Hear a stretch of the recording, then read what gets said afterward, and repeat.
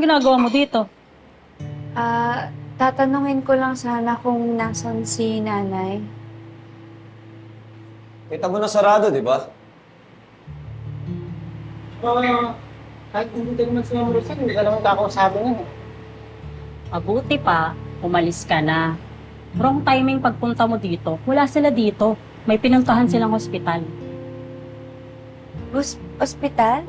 Bakit ano nangyari? Sino nandun? Siguradong matutuwa ka, Tali. Rosel, Bakit? Totoo naman, di ba? Ikatutuwa mo pag nalaman mong na-aksidente yung kambal. Baka siguradong magse-celebrate ka sa tuwa. Hindi naman gusto mong mangyari sa kanila, di ba? Na-aksidente si Belle at si Tyrone? Seryoso ba kayo?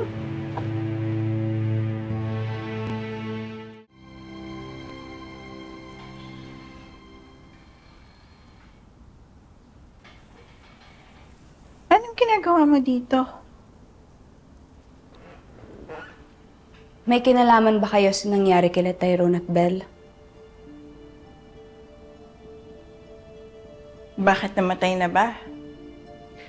Are you listening to what you're saying? Alam mo, ikaw yung dapat kong tanungin yan eh. Bakit ka ba nagkakaganyan, ha? Di ba ito naman yung gusto mo, yung mapahamak si Belle at si Tyrone para makaganti ka na sa kanilang lahat? Alam mo, oo, galit ako sa pagpapalayas nila sa akin. Oo, pero kahit nagalit ako, hindi pa rin maalis sa isip ko yung mga taon na magkasama kami ni nanay at ni Tyrone dahil sila pa rin yung pamilya ko. Oo, gusto ko silang saktan noon, gusto kong maghiganti, lahat-lahat ng yun gusto kong gawin. Pero alam mo sa lahat ng mga nangyayari ngayon, parang bumabalik lahat sa akin eh. Affected ako, nasasaktan ako. Dahil at the end of the day, pamilya ko sila. Ayoko may mangyaring masama sa kanila. Kaya ano? Oh my God! Pwede ba? Huwag kang maging OA kasi hindi naman pamilya yung turing nila sa'yo eh. Saka okay, kung sabihin ko man na may alam ako, ano gagawin mo? Isusumbong mo ko?